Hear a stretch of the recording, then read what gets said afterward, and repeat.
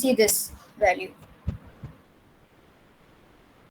See here, अगर आप second period को देखें, ठीक है, तो आपका ट्रेंड क्या निकल कर आ रहा है, ठीक है, पॉजिटिव अगर वैल्यू यहाँ दी हुई है, ठीक है, तो इसका मतलब ये है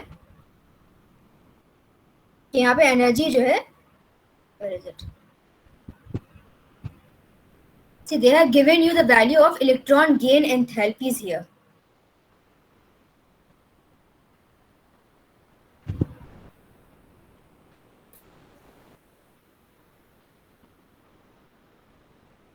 इलेक्ट्रॉन गेन एंथैल्पी की वैल्यू दी हुई है यहाँ पे, ठीक है, इलेक्ट्रॉन गेन एंथैल्पी और इलेक्ट्रॉन एफिनिटी, ठीक है, इन दोनों में बहुत माइनर फर्क होता है, समझ लीजिए साइन का फर्क होता है, मैग्नीट्यूड सेम रहेगा। इलेक्ट्रॉन एफिनिटी पुराना टर्म है और जनरल टर्म है, ठीक है, इसको ये दिया गया था किसी भी एटम की टेंडेंसी टू एक्सेप्ट इलेक्ट्रॉन, और कितनी टेंडेंसी है उसकी इलेक्ट्रॉन को एक्सेप्ट करने की, आइसोलेटेड गैसियस एटम की, ठीक है, तो अगर उसकी टेंडेंसी है एक्सेप्ट करने की,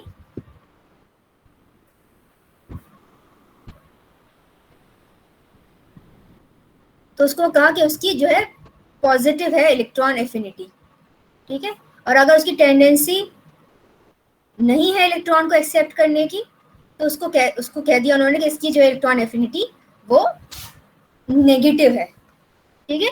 तो कुछ किताबों में आपको ऐसे पॉजिटिव और नेगेटिव वैल्यू भी मिलेगी। अब देखिएगा कि वैल्यूज किसकी दी हुई हैं।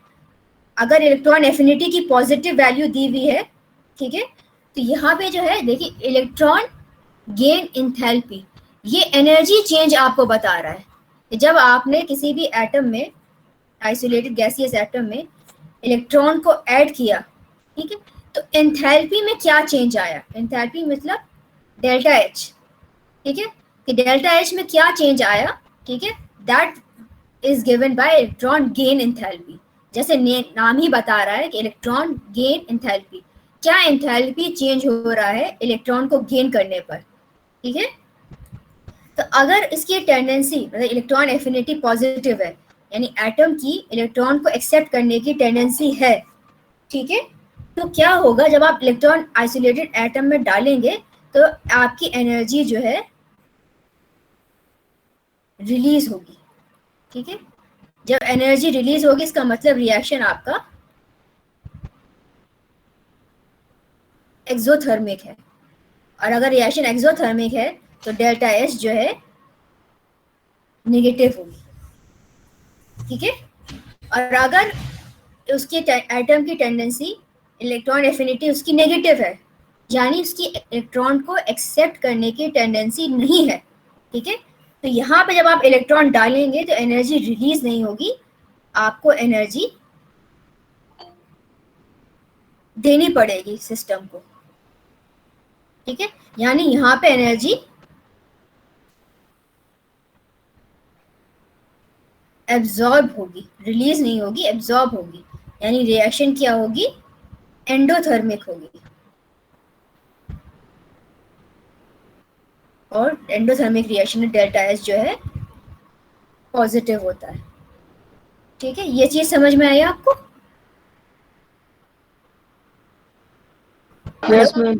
ठीक है, तो अब आप यहाँ पे वैल्यूज देखिए, इन्होंने यहाँ पे वैल्यूज देखिए, इलेक्ट्रॉन गेन एंथैल्पीज की वैल्यू दी हुई है, ठीक है। They have not given you the value of electron affinity, they have given you the values of electron gain enthalpies, यानी जहाँ पे ये आप ग्रुप 1 में अगर देखें, ठीक है, इसको जूम कर लीजिए अपने स्क्रीन पर ताकि आपको ये टेबल अच्छे से नजर आए, ठीक है।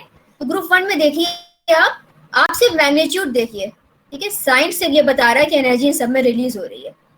आप देखिए मैग्नीट्यूड इज डिक्रीजिंग, ठीक है, और सब में एनर्जी जो है रिलीज हो रही है, ठीक है, ग्रुप 1 में, ठीक है। तो ये एनर्जी जब आप ग्रुप में नीचे जा रहे हैं तो आपको डिक्रीज हो रही है, जो ट्रेंड है इलेक्ट्रॉन एफिनिटी का, ठीक है। ये पूरी तरीके से विदाउट एनी एक्सेप्शन ग्रुप 1 में फॉलो हो रहा है, ठीक है। इसके अलावा आप कहीं भी किसी और ग्रुप में देख लीजिए, ठीक है, तो आपको बहुत ज़्यादा फ्लक्चुएशंस नज़र आएंगी। ठीक है, अगर आप बेरिलियम और मैग्नीशियम का देखिए तो यहाँ पे पॉजिटिव लिखा हुआ है, इलेक्ट्रॉन गेन एंथैल्पी पॉजिटिव है। इसका मतलब ये है कि जो इलेक्ट्रॉन एफिनिटी है वो नेगेटिव है, इसकी इलेक्ट्रॉन को एक्सेप्ट करने की टेंडेंसी नहीं है इसमें। अगर आप इलेक्ट्रॉन ऐड करने की कोशिश करेंगे तो एनर्जी रिलीज नहीं होगी, आपको एनर्जी देनी पड़ेगी। और इनकी वैल्यू डेटा तो अवेलेबल ही नहीं है, कैल्शियम, स्ट्रोंशियम, मैग्नीशियम, बेरियम का। ठीक है, उसी तरीके से आप ग्रुप 13 को देखिए, यहाँ पे दिखा रहे हैं बोरॉन की 83 है, फिर 50 हुई, 63 हुई, थोड़ी सी 39 हुई और फिर आखिरी में इंक्रीज हुई। ठीक है, कि इस बुक में तो ये दे रखा है और बाकी बुक में ये दे रखा है कि बोरॉन की सबसे ज्यादा कम होती है। ठीक है, तो ये इनमें इलेक्ट्रॉन एफिनिटी की वैल्यूज अगर आप डिफरेंट बुक्स को देखेंगे तो आप बहुत कंफ्यूज हो जाएंगे, क्योंकि इसमें वेरिएशन बहुत है। अलग अलग बुक्स ने अलग अलग वैल्यूज दे रखी है। ठीक है, जैसे इस बुक में तो कह रहे हैं कि सबसे ज्यादा है बोरॉन की। एक्चुअली बोरॉन की 13 ग्रुप में और आपके 16 ग्रुप में वेरिएशन होता है। ऑक्सीजन और बोरॉन की सबसे कम होती है। ठीक है, कार्बन की और सिलिकॉन की देखिए आप, इसमें कार्बन सिलिकॉन की ज्यादा दी हुई, हालांकि सिलिकॉन की ज्यादा होती है इलेक्ट्रॉन एफिनिटी। थर्ड पीरियड के एलिमेंट्स की सेकंड पीरियड से ज्यादा होती है, वैल्यूज जो है ठीक नहीं है। ओके, तो आप नाइट्रोजन का देख लीजिए सबसे पहले तो। ठीक है, नाइट्रोजन का देखिए कि नाइट्रोजन में पहली वैल्यू तो क्या है 31, एनर्जी रिलीज नहीं हो रही, एनर्जी देनी पड़ रही है और वैल्यू बहुत कम है। लेकिन फॉस्फोरस में एनर्जी रिलीज हो रही है, यानी फॉस्फोरस की इलेक्ट्रॉन एफिनिटी नाइट्रोजन से ज्यादा है। और आप इलेक्ट्रॉन अगर ऐड करेंगे फॉस्फोरस में तो एनर्जी देनी नहीं पड़ेगी, एनर्जी रिलीज ही होगी। और सब्सिक्वेंट एलिमेंट्स में भी जैसे कि आप देख रहे हैं साइन नेगेटिव है, यानी इनकी इलेक्ट्रॉन एफिनिटी पॉजिटिव है। ठीक है, हालांकि सारे के सारे हाफ फिल्ड हैं। ठीक है, स्टिल फॉस्फोरस की इलेक्ट्रॉन एफिनिटी पॉजिटिव है, लेकिन नाइट्रोजन की नेगेटिव है।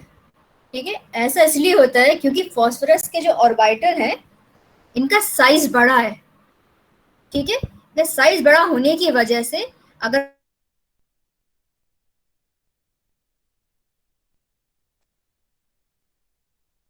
होगी, बिकॉज साइज बड़ा है इसका। नाइट्रोजन के 2p ऑर्बिटल में अगर आप डालेंगे तो 2p ऑर्बिटल का साइज बहुत छोटा होता है।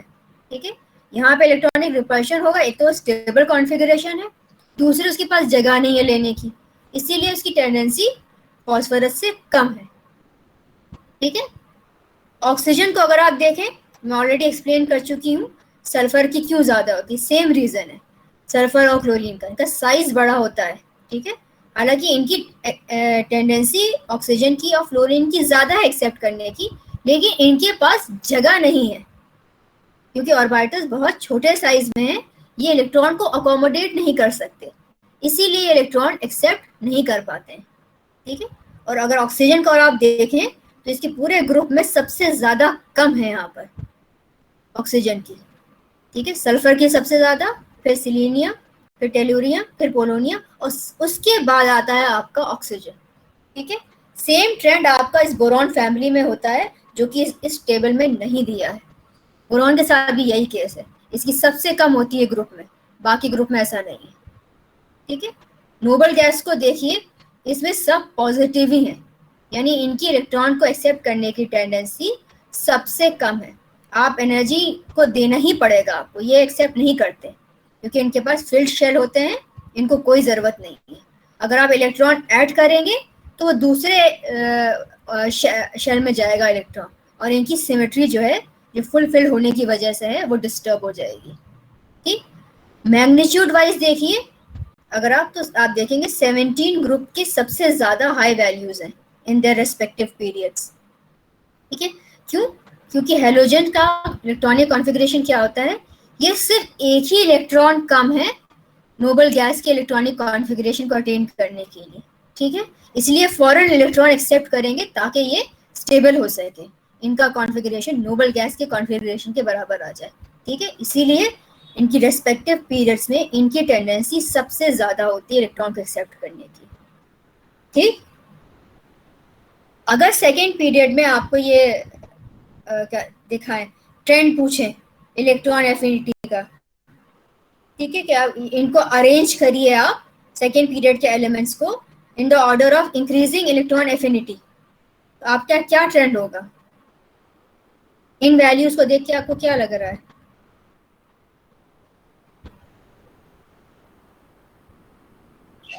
मैम सबसे ज्यादा फ्लोरीन की इलेक्ट्रॉन एफिनिटी में। हाँ, फिर फ्लोरीन, फिर oxygen, oxygen, carbon, boron, lithium. ये भी सही नहीं है, इसमें ये वैल्यूज बेटा सही नहीं दी है, ये ट्रेंड नहीं होता। मैं तुम लोग को वैल्यूज जो मैं देखती हूँ, ये वाली वैल्यू सही नहीं है। लेट मी सी, मैंने सेव किया था, मैं इसलिए बता रही हूँ, अभी तो कोई जरूरत नहीं पड़ेगी, लेकिन अगर तुम में से कोई कंपटीशन की तैयारी कर रहा है किसी भी तरीके की, तो उसको जरूरत पड़ेगी, वहां पूछते हैं ये। मैम लिथियम का ज्यादा होता है मेरे। हाँ, लिथियम का ज्यादा होगा बोरॉन से, ये वैल्यू सही नहीं दी है। I am searching for the values, I have saved it somewhere. This is the trend.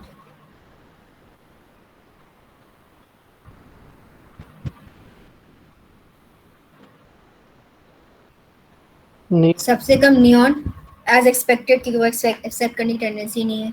उसके बाद बेरिलियम आएगा अगेन, क्योंकि स्टेबल कॉन्फ़िगरेशन है, उसका फील्ड है, ठीक है। उसके बाद आपका नाइट्रोजन आएगा, हाफ फील्ड कॉन्फ़िगरेशन की वजह से। उसके बाद बोरॉन आएगा, लिथियम बोरॉन से ज्यादा होगा, ठीक है, रिमेंबर लिथियम बोरॉन से ज्यादा होता है, ठीक है।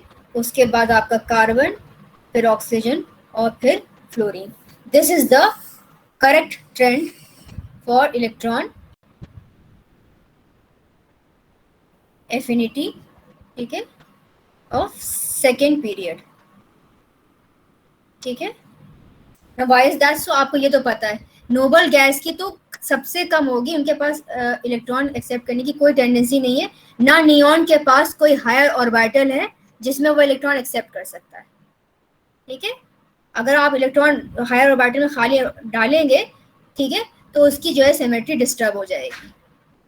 बेरिलियम के साथ भी यही केस है, ठीक है। लेकिन नोबल गैस की हमेशा और डिफरेंट एलिमेंट से कंपैरिजन में इलेक्ट्रॉन एफिनिटी कमी होती है, क्योंकि वो नोबल इसीलिए कहलाते हैं क्योंकि वो अनरिएक्टिव होते हैं, वो ना इलेक्ट्रॉन देना चाहते हैं ना इलेक्ट्रॉन लेना चाहते हैं, ठीक है। उसके बाद बेरिलियम आएगा, ठीक है। उसके बाद नाइट्रोजन, बेरिलियम के बाद इसलिए आ रहा है इवन दो उसका हाफ फील्ड कॉन्फ़िगरेशन है, ठीक है, still it has got a tendency कि यहाँ पे अभी भी फुलफिल्ड नहीं है। हाफ फील्ड और फुल फील्ड के कंपैरिजन में अगर आप कंपेयर करेंगे तो हमेशा फुल फील्ड और भी ज्यादा स्टेबल होगा हाफ फील्ड से। दोनों स्टेबल होते हैं, लेकिन फुल फील्ड स्लाइटली और ज्यादा स्टेबल होता है, ठीक है। यहाँ पे स्टिल टेंडेंसी इलेक्ट्रॉन को एक्सेप्ट करने की कंपैरेटिवली है, हालांकि वो लेता नहीं है। अगर आप डालना भी चाहेंगे तो एनर्जी रिलीज नहीं होगी, आपको एनर्जी देनी ही पड़ेगी because the configuration is stable, ठीक है। लिथियम की बोरॉन से ज्यादा क्यों है? यहाँ पर टेंडेंसी लिथियम की बोरॉन से ज्यादा क्यों है इलेक्ट्रॉन को एक्सेप्ट करने के लिए? अगर आप देखें what is the configuration of boron, this is the configuration of boron, ठीक है। लिथियम का क्या है? इलेक्ट्रॉन गेन करके फुलफिल ऑर्बिटल बना। हाँ, लिथियम को देखो, यहाँ पे अगर एक इलेक्ट्रॉन आप डाल देंगे, इट इज इस electron orbital will be fulfilled, 1s2 configuration इसकी हो जाएगी। इसीलिए लिथियम की tendency to accept electron is higher, उसमें वैल्यू सही नहीं दी है उस टेबल में, ठीक है।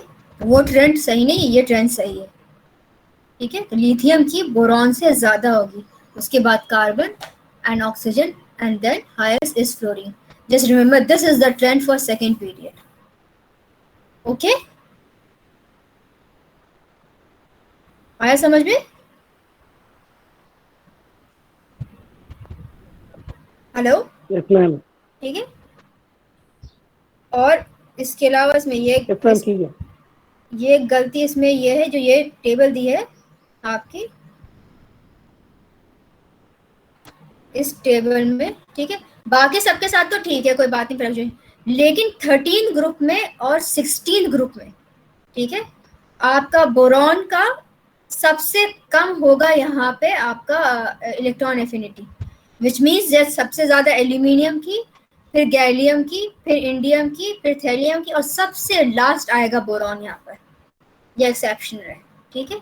Same will be for oxygen, सबसे ज्यादा सल्फर, सिलीनियम, टेलुरियम, पोलोनियम, और सबसे लास्ट में आएगा ऑक्सीजन। इसकी वैल्यूज तो सही दी नहीं, बोरॉन में गड़बड़ है, 13 ग्रुप में गड़बड़ है, ठीक है। ये नहीं होता, बोरॉन की सबसे कम होती है या सबसे ज्यादा दी हुई है। ओके, ऑक्सीजन का सबसे ऑक्सीजन का सबसे कम होगा अपने ग्रुप में, सबसे कम इलेक्ट्रॉन एफिनिटी की वैल्यू। हमने तो पढ़ा है एक जगह सल्फर ऑक्सीजन से ज्यादा होती है, बाकी ऑक्सीजन सल्फर की सबसे ज्यादा होगी, मैं आपको बता चुकी हूँ क्यों, क्योंकि सल्फर का साइज बड़ा है इसलिए वो एक्सेप्ट कर लेगा। ऑक्सीजन का साइज छोटा है, वहाँ इलेक्ट्रॉन रिपल्शन होती है, वो इसलिए उसकी वो एक्सेप्ट नहीं करता इलेक्ट्रॉन, ठीक है। सल्फर के बाद ऑक्सीजन का होता है, क्या सल्फर के बाद ऑक्सीजन का सबसे ज्यादा, ऐसा पढ़ा है कि क्या ज्यादा है बेटा, मैं समझ नहीं रही, व्हाट आर यू सेइंग?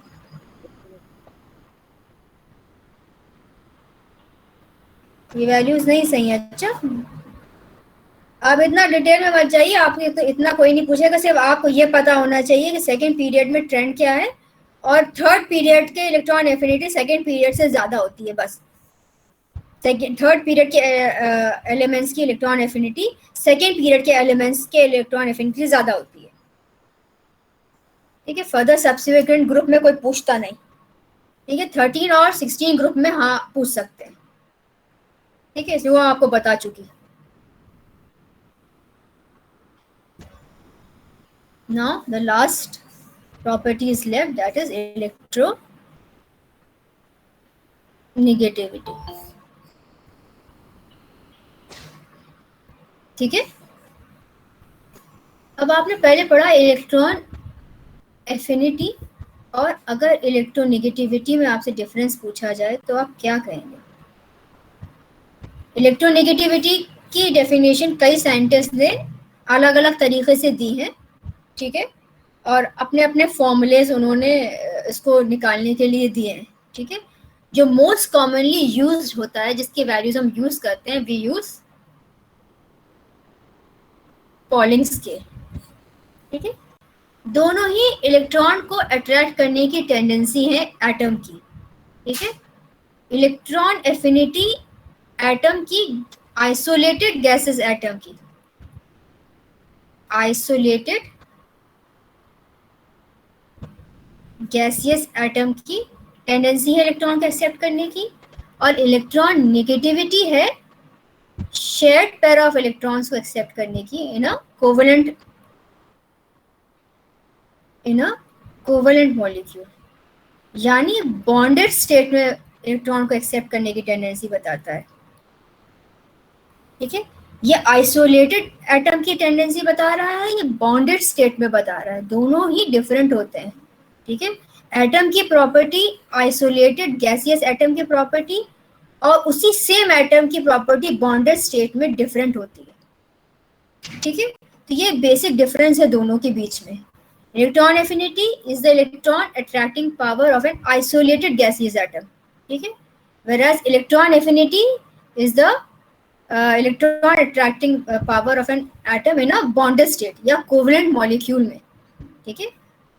तो उसको अपनी तरफ इलेक्ट्रॉन को शेयर्ड पेयर, जैसे आपका कोवेलेंट बॉन्ड बनता है ए और बी के बीच में, तो ये कैसे बनता है? ये दो इलेक्ट्रॉन को इसके साथ बनता है, ये this bond is representing two electrons, ठीक है, यानी ए और बी ये दो इलेक्ट्रॉन शेयर कर रहे हैं, ठीक है।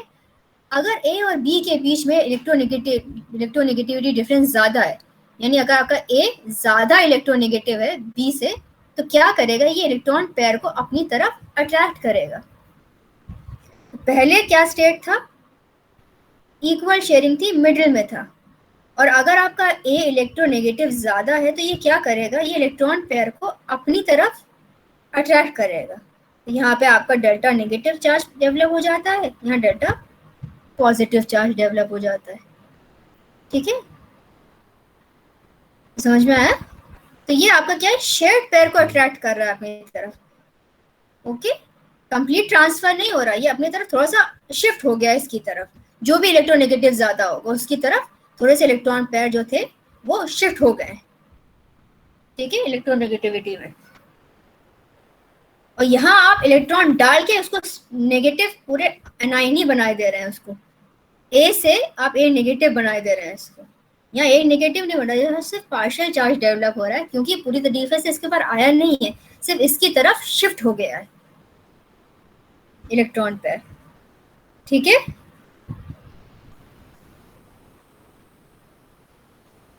ओके। Yes ma'am.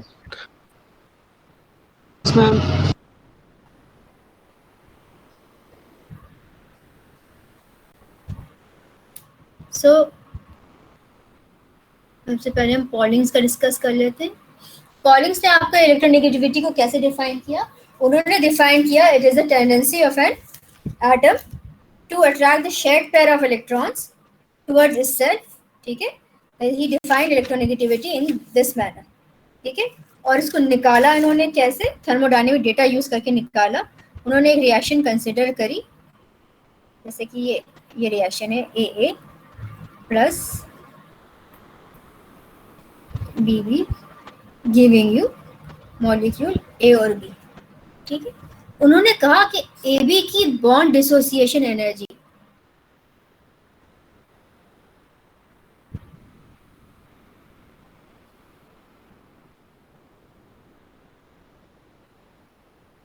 ठीक है AA और BB के अर्थमेटिक मीन से ज्यादा होती है।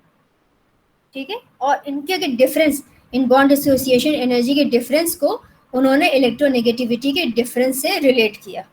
यानी डेल्टा उन्होंने बताया EAB is the bond dissociation energy of AB molecule minus half bond dissociation energy of A molecule plus bond dissociation energy of B molecule। ठीक है, is equal to 23 चाय A minus चाय B। ये इसको चाय कहते हैं, ये इलेक्ट्रोनेगेटिविटी डिफरेंस को डिनोट करने के लिए यूज किया जाता है सिंबल। ठीक है, स्क्वायर। ठीक है, तो ये अर्थमेटिक मीन पहले उन्होंने यूज किया। ठीक है, उन्होंने कहा कि AB की बॉन्ड डिसोसिएशन एनर्जी AA और BB मॉलिक्यूल के अर्थमेटिक मीन से ज्यादा होती है। ठीक है, हमेशा। ठीक है, मॉलिक्यूल की जो डिफरेंट एटम से बने हुए मॉलिक्यूल हैं उनकी जो इनिशियल एटम्स मॉलिक्यूल्स हैं सेम एटम्स के, उनसे ज़्यादा होती है। ठीक है, इस डिफरेंस को उन्होंने डेल्टा से रिलेट किया और इस डिफरेंस को उन्होंने इलेक्ट्रोनेगेटिविटी डिफरेंस से रिलेट किया इस फॉर्मूले से। ठीक है, बाद में उन्होंने कहा कि अर्थमेटिक मीन के बजाय उन्होंने फिर ज्योमेट्रिक मीन इस्तेमाल किया।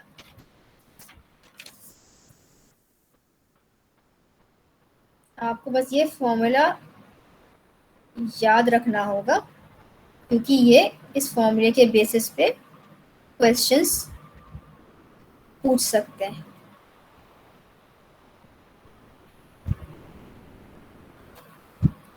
ठीक है, so फर्दर अगर आप सॉल्व करेंगे तो you will get a equation like this.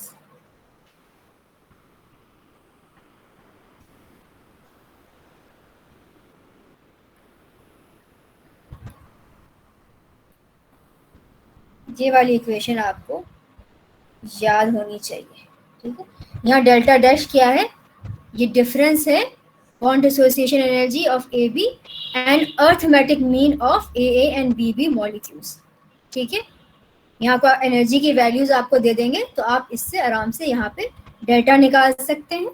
ठीक है, और अगर आपको एक की इलेक्ट्रोनेगेटिविटी पता है तो आप दूसरे एटम की इलेक्ट्रोनेगेटिविटी निकाल सकते हैं यहाँ पर।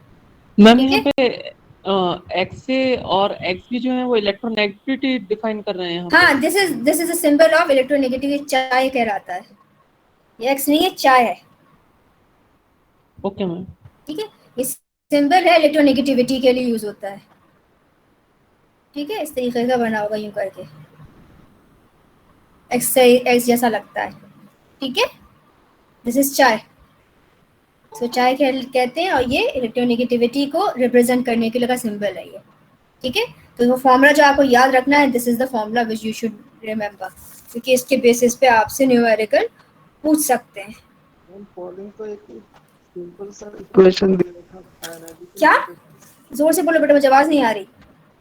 एक सिंपल इक्वेशन दिया था पॉलिंग इलेक्ट्रोनेगेटिविटी का, कि आयनाइजेशन पोटेंशियल प्लस वो दूसरा है, वो पॉलिंग का नहीं, आयनाइजेशन एनर्जी अपॉन 5.6 पॉलिंग का है, अपॉन 2 जो है वो मोलिकन का है। क्या कह रहे हो बेटा?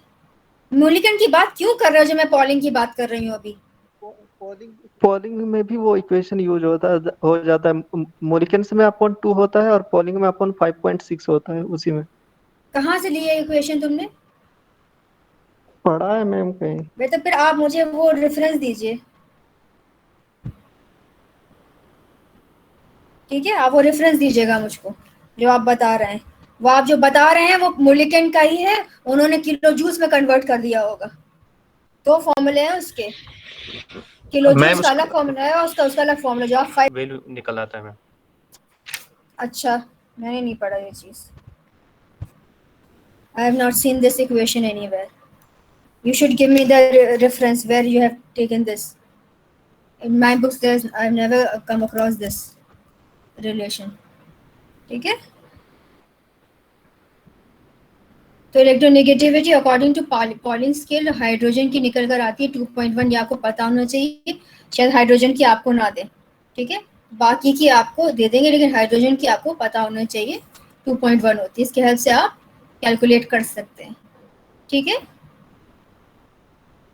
ओके। और यहाँ पे जो एनर्जीज यूज करी है bond dissociation energy, it is in kilo calories.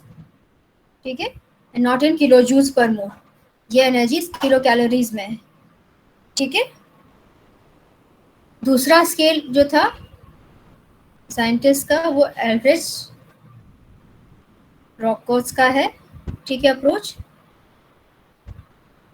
इन्होंने बताया, डिफाइन किया इलेक्ट्रोनेगेटिविटी को, कि न्यूक्लियर चार्ज का अट्रैक्शन पावर जो वो बाउंड्री में, जैसे सरफेस एटम के सरफेस पे लगाता है, that is electronegativity.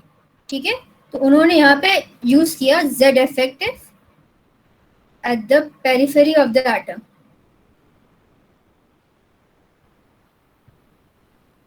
To calculate the electronegativity.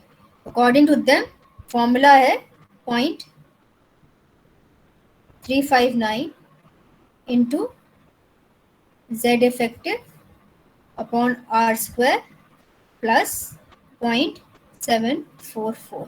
ठीक है, यहाँ आर है, this is a covalent radius of that atom जिसका आपको निकालना होगा इलेक्ट्रोनेगेटिविटी। जेड इफेक्टिव है, याद रखिएगा, Z effective is effective nuclear charge at the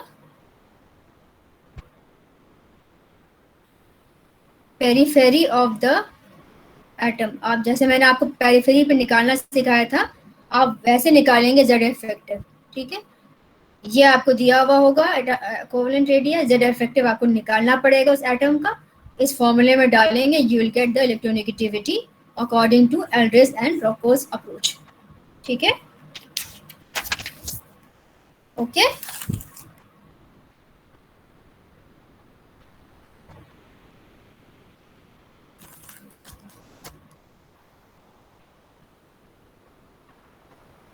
calculate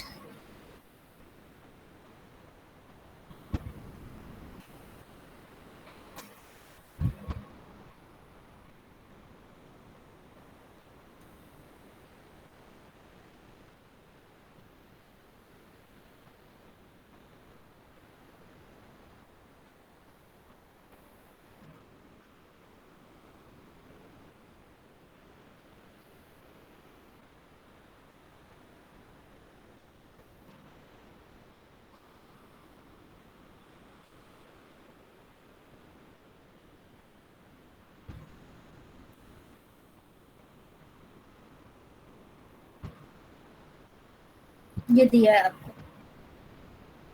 silicon की इलेक्ट्रोनेगेटिविटी निकालनी है आपको एल्ड्रेज-रॉको अप्रोच से।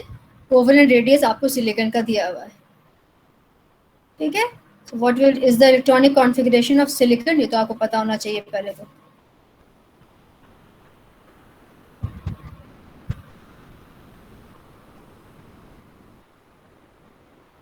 सिलिकॉन किसके नीचे आता है, किस ग्रुप का है?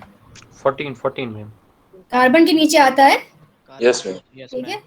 कार्बन जैसा ही होगा इसका इलेक्ट्रॉनिक कॉन्फ़िगरेशन, आपको बस एक ऊपर प्रिंसिपल क्वांटम नंबर ज्यादा करना पड़ेगा, ठीक है। यानी इसका क्या होगा 1s2 2s2 3s2 3p2। Carbon का 2s2 2p2 होता है, इसका 3s2 3p2 होगा, ठीक है। आपको इस तरीके से ही ज्यादा ध्यान में रखना पड़ेगा ताकि इलेक्ट्रॉनिक कॉन्फ़िगरेशन आपको ध्यान रख सके। किस ग्रुप का बिलोंग कर रहा है, ऑब्वियसली उसके electronic configuration, outer electronic configuration same होगा, ठीक है। तो वहां से आप अंदाज,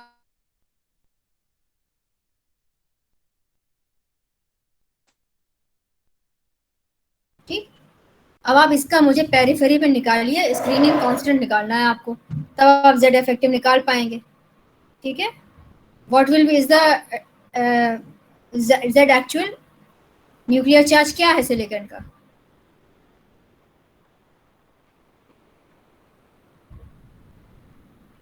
फोर्टीन मैम 14। ठीक है, जो कार्बन की फैमिली का है, ठीक है, तो इसमें 8 का डिफरेंस होता है, ठीक है, 8 8 18 इस तरीके से। तो वो फिर इफेक्टिव न्यूक्लियर चार्ज भी, मतलब न्यूक्लियर चार्ज भी वैसे निकालोगे, एटॉमिक नंबर पता चल गया तो ऑब्वियसली न्यूक्लियर चार्ज भी पता चल जाएगा, ठीक है। अगर ग्रुप का पता है, अगर कार्बन 6 है आप 8 प्लस कर दीजिए तो सिलिकॉन का 14 आ जाएगा, समझ में आया। उसके नीचे आप जाएंगे, उसमें 8 प्लस कर दीजिए तो आपको दूसरे का मिल जाएगा, फिर 18 प्लस कर देंगे तो तीसरे का मिल, और नीचे का मिल जाएगा, ठीक है। अब निकालिए इसका इफेक्ट स्क्रीनिंग कांस्टेंट पेरिफेरी पे, ग्रुपिंग करेंगे फिर आप इसकी,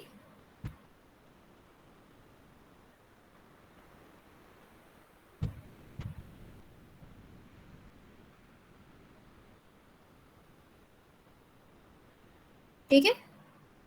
पेरिफेरी पे निकालना है आपको, उसके इलेक्ट्रॉन्स आपने डाल दिए, ठीक है। पेरिफेरी पे निकालना, इसका मतलब क्या है?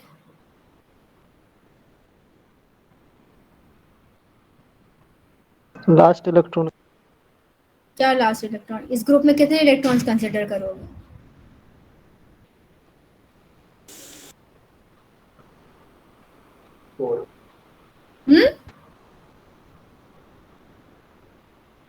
कितने? 4 मैम लास्ट शेल में। चलो 4 को किससे मल्टीप्लाई करूं? 0.3। 0.35। That's right. फिर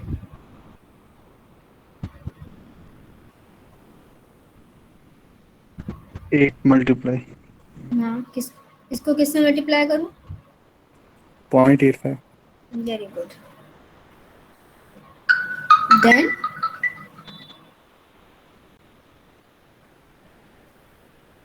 फिर क्या करूं? Ma'am 2 multiply 1। दैट्स राइट, ठीक है। आप इससे स्क्रीनिंग कांस्टेंट निकाल लीजिएगा, जो भी इसकी वैल्यूज आती है, इसकी आती है अराउंड 3.80, ठीक है। और फिर आप इसकी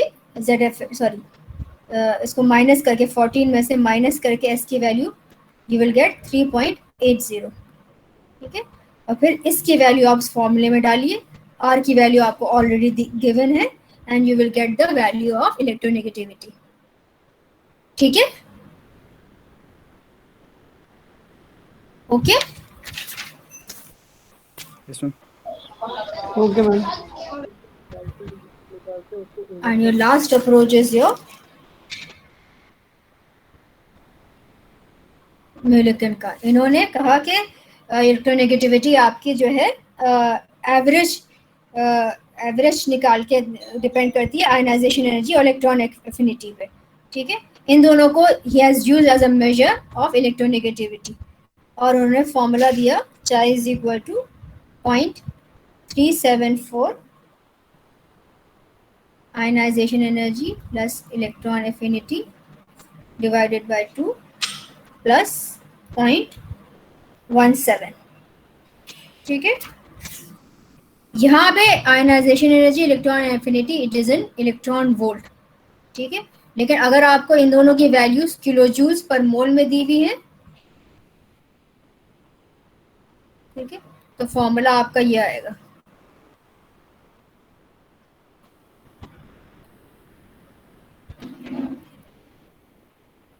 ये फॉर्मूला फिर आप यूज करेंगे अगर आयनाइजेशन एनर्जी और इलेक्ट्रॉन एफिनिटी की वैल्यूज किलो जूल्स में आपको दी हुई है।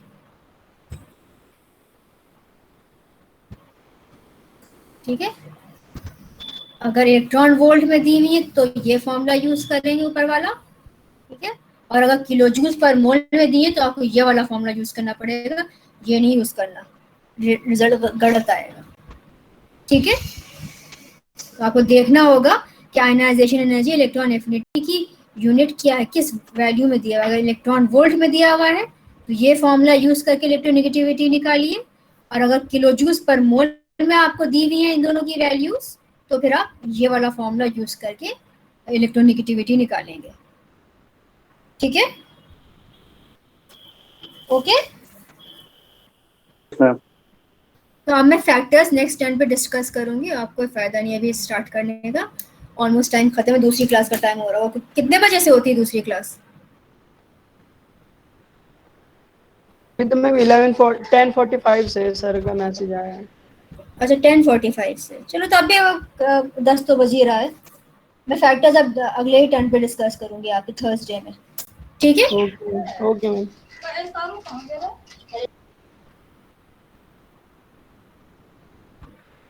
ये वाली। ठीक है, एक तो इसमें प्रॉब्लम यहाँ पर है। 13 ग्रुप में बोरॉन की सबसे कम होती है, यहाँ पे सबसे ज्यादा एल्यूमिनियम है, फिर गैलियम है, फिर इंडियम है, फिर थैलियम है, थैलियम के बाद है आपका बोरॉन आएगा। ठीक है, इसमें भी सिलिकॉन की कार्बन से ज्यादा होती है, इसमें कम दी हुई है। ठीक है, फास्फोरस की नाइट्रोजन से ज्यादा, ये तो ठीक है। ऑक्सीजन की सल्फर की ऑक्सीजन से ज्यादा, ये भी ठीक है। फ्लोरीन की फ्लोरीन से ज्यादा, ये भी ठीक है। ठीक है, लेकिन इस ग्रुप में तो ठीक है। ठीक है, आप देखिए वैल्यूज ऑक्सीजन की सबसे ज्यादा कम है। ठीक है, उसी तरीके से बोरॉन की सबसे ज्यादा कम आएगी आपकी 13 ग्रुप में। ठीक है, सबसे ज्यादा एल्यूमिनियम, गैलियम, इंडियम, थैलियम और फिर बोरॉन। ठीक, ये ट्रेंड याद रखिएगा, आपको एग्जाम्स में काम आएगा। यहाँ पे तो इतना ही काफी, ये ट्रेंड पता होना चाहिए सेकेंड पीरियड का, और कंपैरिजन एट द मोस्ट आपसे सेकेंड या थर्ड पीरियड में करा देंगे। ठीक है, तो याद रखिएगा थर्ड पीरियड एलिमेंट्स के not for this first group. ठीक है, यहाँ सब्सिक्वेंट ग्रुप में थर्ड पीरियड एलिमेंट की इलेक्ट्रॉन एफिनिटी आपके सेकेंड पीरियड एलिमेंट से ज्यादा ही होती है। ठीक, and does depend on size. ठीक है, ओके ओके मैम।